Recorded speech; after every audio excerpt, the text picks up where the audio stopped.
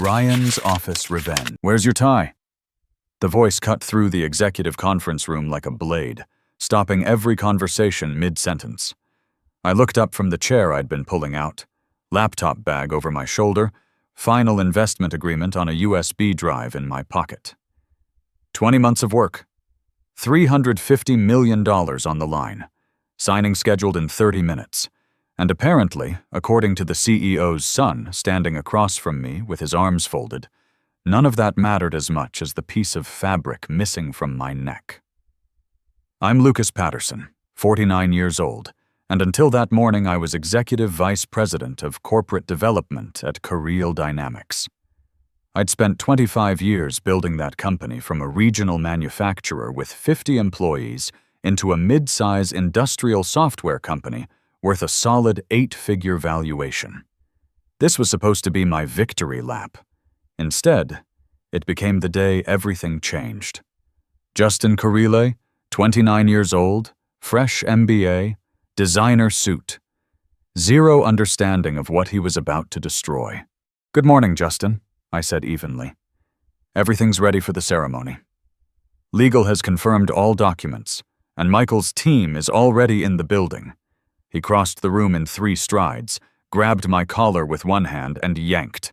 The tie I'd left loose around my neck, planning to tighten it before the ceremony, bit into my throat as he jerked it tight. "Are you out of your mind?" I choked, grabbing his wrist.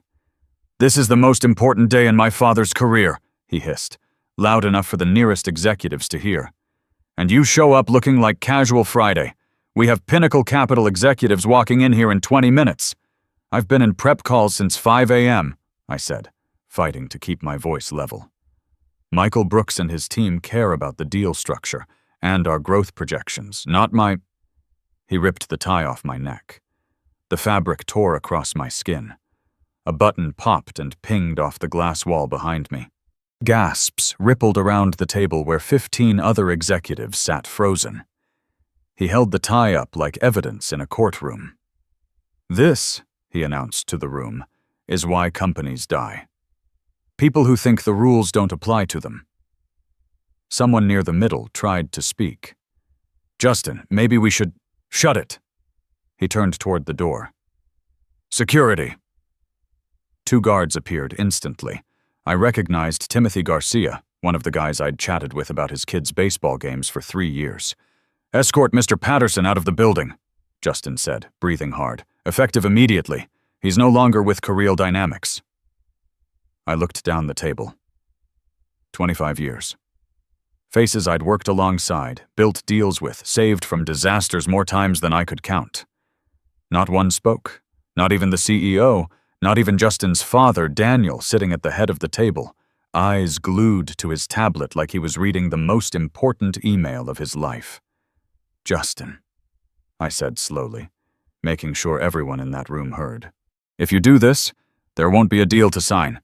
He stepped closer, and I could see the sweat beading on his forehead despite the air conditioning.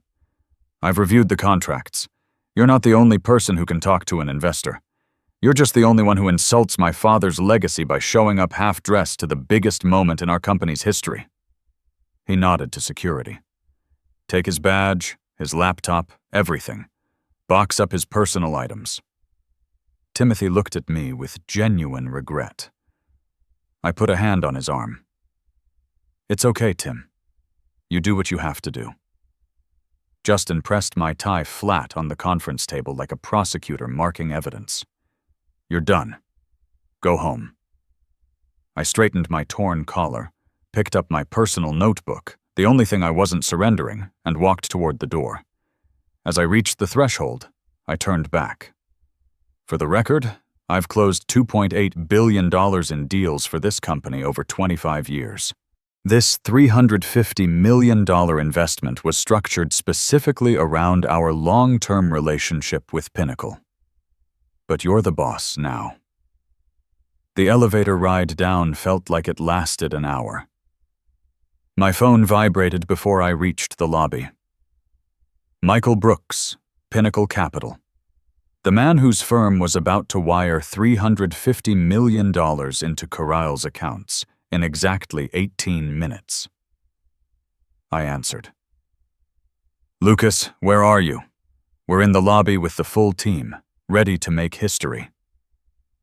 I looked at the cardboard box in my hands that HR had hastily packed with my desk contents. My coffee mug with "World's okayest Dad" that my daughter gave me 10 years ago. A picture of my ex-wife and kids from before the divorce. The calculator I'd used to run numbers on deals since 1999. There's been a change of plans, Michael. I'm no longer with the company. Silence stretched for so long I thought the call had dropped. "What are you talking about?" "This isn't funny, Lucas. We're signing in 17 minutes. I've got 6 attorneys, 2 partners, and a communications team ready to announce this deal to the market. I've been terminated, effective immediately." Terminated? On signing day? That's the most ridiculous thing I've ever heard. Nobody fires their lead negotiator on the biggest deal in company history. The elevator chimed as we passed each floor. "No tactics, Michael. Just reality.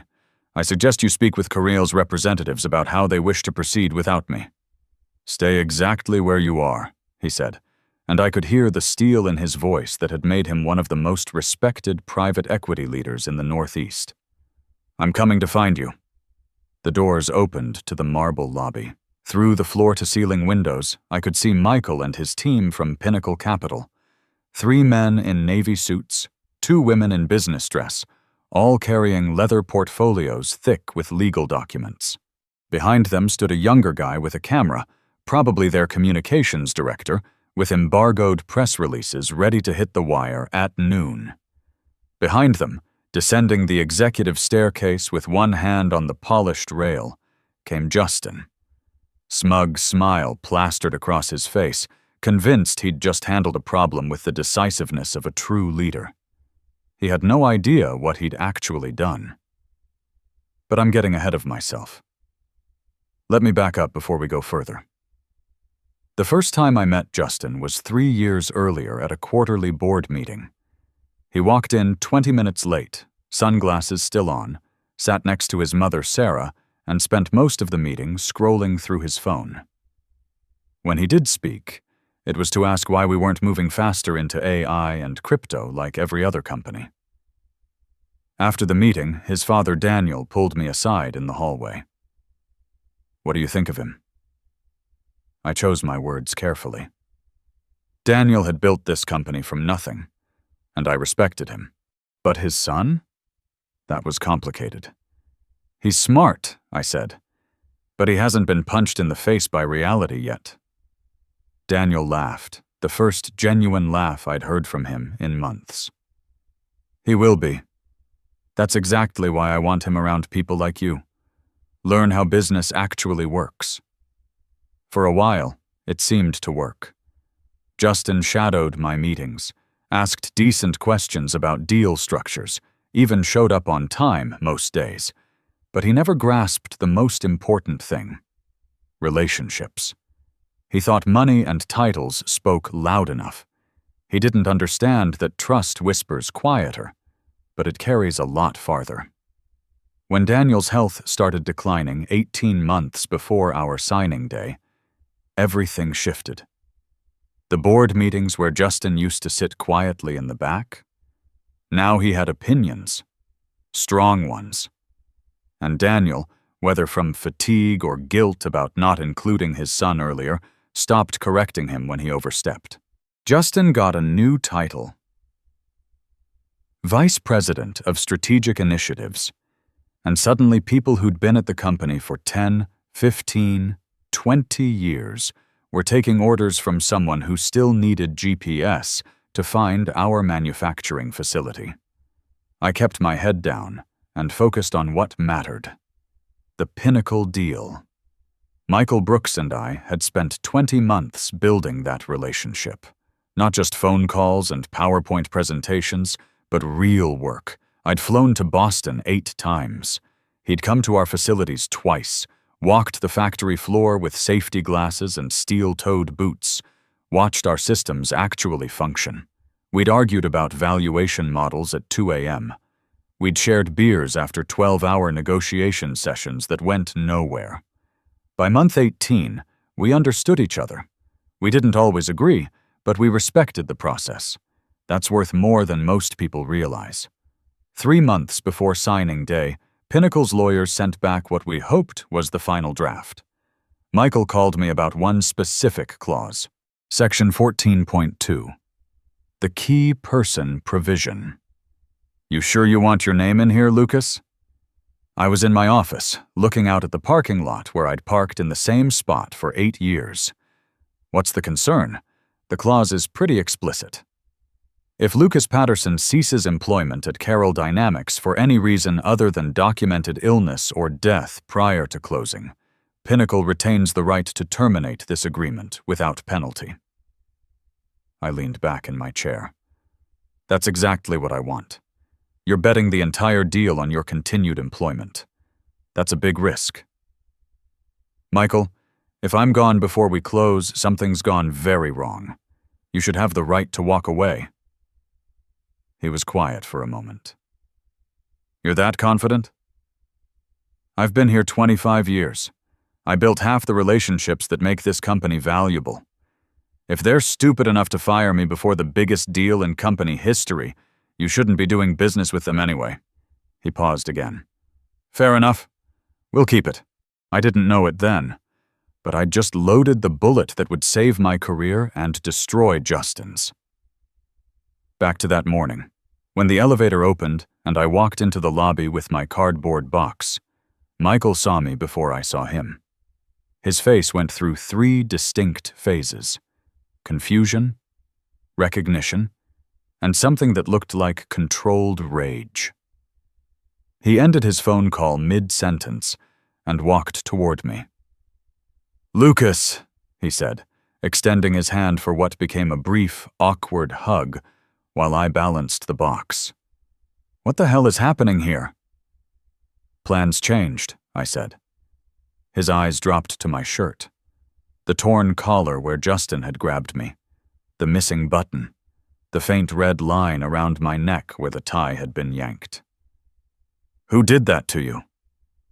I didn't get a chance to answer because at that exact moment, the executive staircase door opened and Justin walked into the lobby. He still had that energy, you know, the type, like a guy who'd just solved a major problem with decisive leadership. He spotted Michael standing with me, and his expression shifted. First confusion, then calculation, then what he probably thought was a winning smile. Michael! He called out, raising his hand like he was hailing a cab. Sorry for the slight delay. We had some internal housekeeping to handle, but everything's ready upstairs.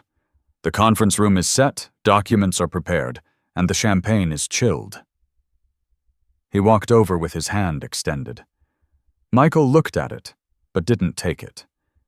Instead, he looked from Justin to me very slowly, like he was solving a math problem in his head. What kind of housekeeping? Michael asked. Nothing that concerns you, Justin said, with that dismissive chuckle that entitled people use when they want to sound confident. We simply removed someone who wasn't aligned with our culture. We're tightening our standards as we prepare for this partnership. Michael's eyes flicked back to my collar. Did those standards do that to his shirt? This was the moment. This was the... I could have stayed quiet, let them figure it out themselves. But 20 months of work, 25 years of career, and the principle of the thing made my decision easy. Your future business partner fired me because I walked into the conference room without my tie properly knotted, I said. That's not what happened, Justin snapped, and for the first time I heard his voice crack slightly. I enforced basic professionalism standards. This is a $350 million transaction. If senior executives can't even dress appropriately. You fired him? Michael cut in, his voice dropping to a tone I'd only heard him use with lawyers who'd tried to slip bad terms past him. In front of your board? On signing day? In front of my leadership team, Justin corrected. Like that made it better. Effective immediately. Security escorted him out. Look, I understand you two have worked together, but we can handle the closing. The documents are complete. The wire instructions are confirmed and we can replace him, Justin continued, but his voice was getting higher. This doesn't change anything fundamental about the deal. The silence that followed lasted maybe 10 seconds. It felt like an hour. Michael's face went completely neutral. Not angry, that would have been better for Justin. Just cold, professional calculation. He stepped closer to Justin. How long have you known Lucas? Justin blinked. A few years, since he started working under my father's direction. I've known him for 20 months on this deal alone, Michael said quietly. I've seen him on video calls at 3 a.m. when we had crises to solve. I've watched him walk me through factory operations while your executive team was in catered meetings. I've had him deliver bad news about your financials that nobody else in your company had the spine to tell me. He paused, and I could see Justin's Adam's apple bob as he swallowed. I learned your name 6 months ago. Justin's face was starting to flush red. With all due respect, Mr. Brooks, this isn't your company to run. You're absolutely right, Michael said, and his voice stayed perfectly calm. It's not my company, but it is my capital. He turned to me. Lucas, what exactly happened up there? I told him. No drama, no embellishment, just the sequence of events. By the time I finished, Justin's face had gone from flushed to pale. You could almost see him running calculations in his head, trying to figure out how to spin this. You're leaving out context, Justin said, but his voice had lost that confident edge. There was insubordination involved, a pattern of disrespect for company standards. Michael held up one hand, and Justin stopped talking immediately. Funny how $350 million gets people's attention. Hang on, Michael said, pulling out his phone. He scrolled for a few seconds, then turned the screen toward Justin. Before I walked in here this morning, I reviewed our agreement one more time, specifically Section 14.2. Do you know what that is? Justin squinted at the phone. I don't handle every piece of legal paperwork. That's what we pay attorneys for. Michael nodded slowly, like Justin had just confirmed something he suspected. Of course you don't. He looked back at me. You drafted this clause, didn't you? I insisted on it, I said, to protect both sides. Michael slipped the phone back into his jacket pocket. Then he spoke the sentence that I knew would change everything. Pack your things. For a split second, I thought he meant me. Then he turned to Justin. Not you, Lucas. Him. The entire lobby went dead quiet. I could hear the elevator humming, the click of heels on marble from someone walking across the far side of the space, even the buzz of the fluorescent lights. You're making a mistake, Justin said, and now his voice was definitely cracking. You don't have the authority to— You're absolutely right, Michael interrupted. I don't work for your company. I have no authority over your personnel decisions whatsoever. He glanced up toward the mezzanine level, where I could see several board members had gathered to watch the signing ceremony. But I do have the authority to pull $350 million out of this building before it gets here. And I can tell your board, your lenders, your customers, and every business reporter in the Northeast exactly why. He leaned in closer to Justin. You just destroyed your own inheritance. That's when it hit Justin. Not the firing, not the confrontation, but the numbers. You could see it in his eyes the moment he realized what Section 14.2 actually meant. The key person clause, he whispered. Lucas Patterson ceases employment for any reason other than documented illness or death. Pinnacle retains the right to terminate without penalty, Michael recited from memory. Did you read the contract before you fired him? Justin opened his mouth, then closed it. Here's what you need to understand, Michael continued, his voice still perfectly calm. This wasn't about a tie. This was about judgment. If you handle your most important business partner this way on your most important day, What does that tell us about how you'll operate as our partners?" He turned to his team, who had been standing there watching this unfold like it was a car accident. "We're done here. Pack it up." Papers rustled. Briefcases snapped shut. The communications director was already on her phone, probably killing the press release that was supposed to announce our partnership to the world. Michael extended his hand to me. "Lucas, when you figure out what comes next, give me a call. Pinnacle works with people who understand what business relationships actually mean." I shook his hand, nodded to the board members still watching from upstairs, and followed the Pinnacle team through the revolving doors. Outside, the air felt different. Lighter. I had no job, no immediate plan, and I just watched 20 months of work evaporate. But underneath the shock, I felt something I hadn't experienced in years. Relief. Michael stopped on the sidewalk. "You okay?" "Yeah," I said, and I meant it. "Question is, what happens to them? That's not your problem anymore." He looked back at the building. "But if I had to guess? Stock's going to take a beating. Lenders are going to ask questions. And that kid just learned a very expensive lesson about consequences." The first news alert hit my phone 6 hours later. Carlyle Dynamics investment deal collapses hours before signing. By market close, the stock had dropped 28%. By the next morning, it was down another 12%. Industry blogs picked up the story. Leadership crisis at Carlyle Dynamics. Family business dysfunction costs $350 million deal. When nepotism meets Wall Street. They didn't have all the details, but they had enough. Anonymous sources. Board members who talked to reporters off the record. Someone leaked that the deal fell apart due to internal personnel issues on signing day. I felt bad for the people who'd get hurt. Jennifer, in legal, who'd worked 80-hour weeks on the contract. Patrick, in product design, whose team would probably face layoffs. Timothy and the other security guards who were just doing their jobs. But I didn't feel bad for the company. And I definitely didn't feel bad for Justin. For a week, I did absolutely nothing. Slept until 8 a.m. Made breakfast instead of grabbing coffee on the way to work. Called my brother Kevin in Portland, who I hadn't talked to in 3 months. "You sound different," he said during our second conversation. "Different how?" "Relaxed? Like someone who just realized he was holding his breath for 25 years. Day 10, the calls started.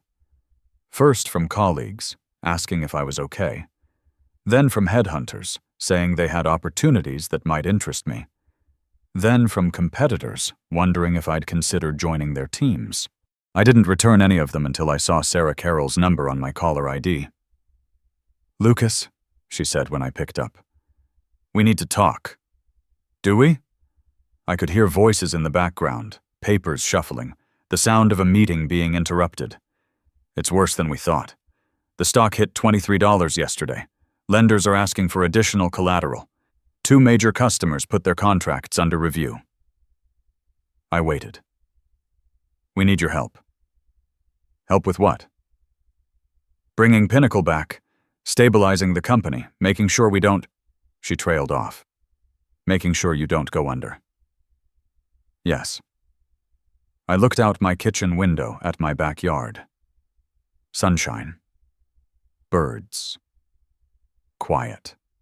For the first time in 25 years, I had leverage. "What are you offering?" "A meeting with the full board, today if possible. You can name your terms."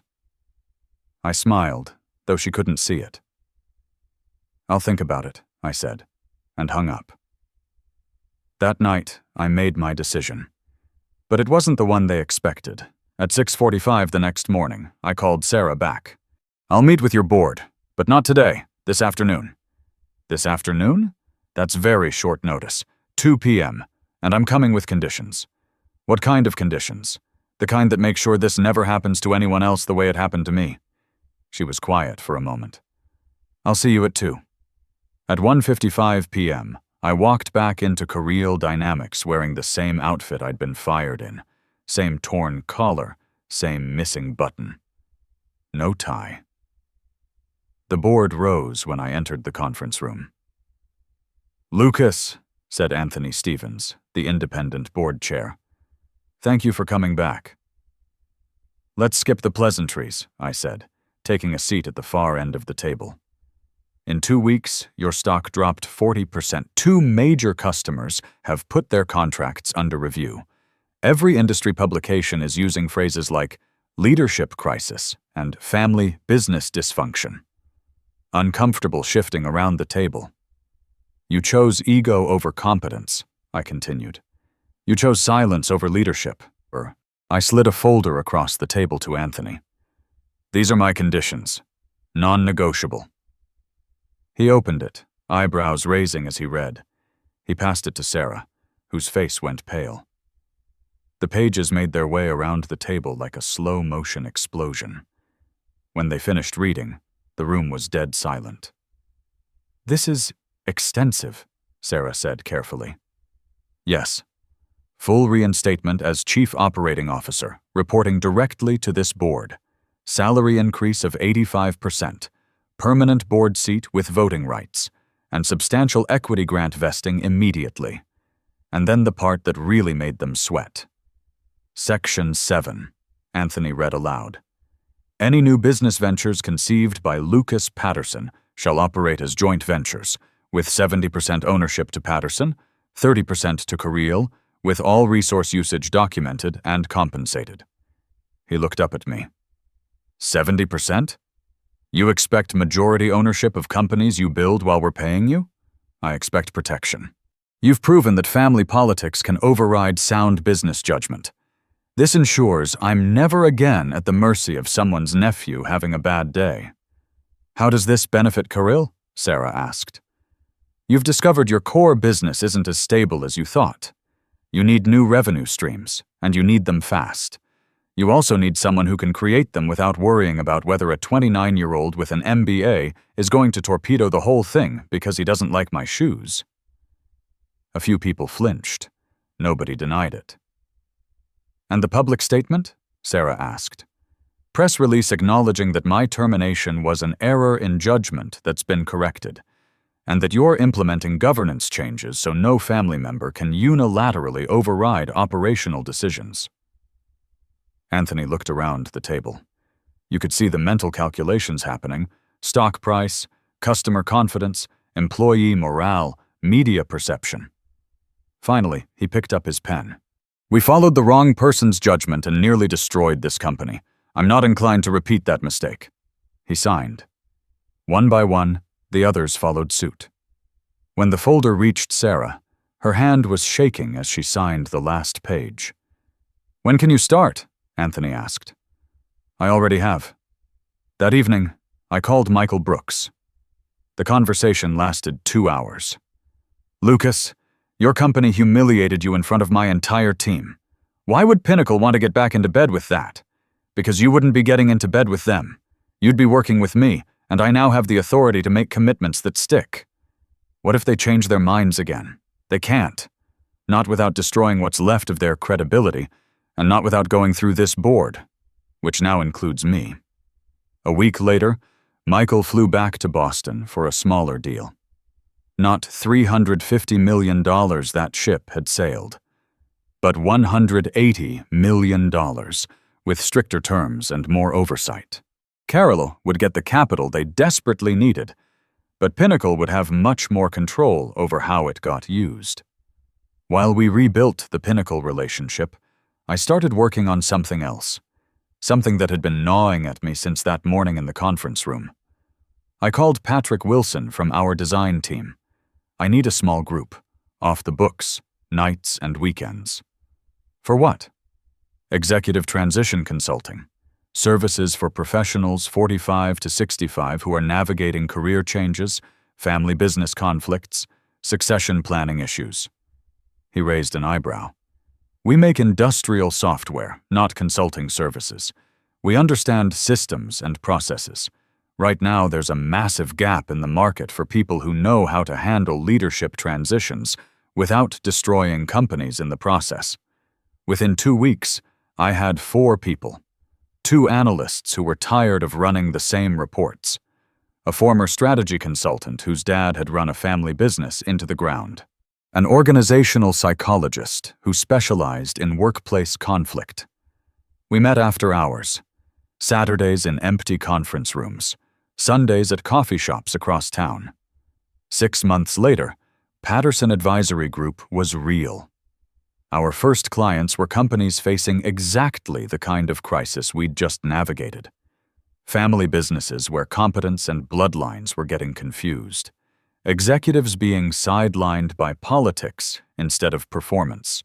Boards that needed independent guidance on leadership conflicts. Our specialty: helping organizations separate merit from relationships. 1 year after Patterson Advisory launched, we hit $1.2 million in revenue. My 70% ownership meant I was finally building something that couldn't be taken away by someone else's bad judgment. On the 2-year anniversary of my firing, I was in my new office, not at Carroll, but in downtown Patterson Advisory headquarters, when there was a knock on my door. Justin Carryle stood there, no longer the confident kid in the designer suit, just a guy who'd learned some very expensive lessons about leadership. "Lucas, do you have a minute?" "Sure." He sat down across from my desk, where I still kept one item from that terrible morning. The tie he'd ripped off my neck, now framed and mounted on the wall behind me. "I wanted to apologize," he said. "Not just for that day, but for everything leading up to it. I was wrong about a lot of things." I studied his face. The arrogance was gone. In its place was something that looked like genuine humility. "What are you doing now?" I asked. "Working at a competitor. Started at the bottom. No title, no special treatment. Learning the business properly this time." "That's good." He glanced at the framed tie. "Do you ever regret how it all played out?" I thought about that for a moment. "I regret that it happened the way it did. I don't regret where it led." He nodded, started to leave, then turned back. "For what it's worth, you were right about one thing." "What's that?" I hadn't been punched in the face by reality yet. Now I have. After he left, I sat in my office looking at that tie on the wall. Not as a trophy, but as a reminder that sometimes the worst thing that happens to you becomes the foundation for everything you build next. They thought a missing tie made me dispensable. They thought tearing my collar made me small. They thought calling security ended my story. Instead, it gave me a new chapter where nobody else gets to define my worth. The tie hangs there as a reminder that in business, just like in life, it's not what you wear that matters. It's what you do when someone tries to tell you it does. Sometimes the greatest gift your enemies give you isn't their respect. It's showing you exactly who you don't want to become. And the real victory isn't proving them wrong. It's building something so meaningful that their opinion stops mattering altogether.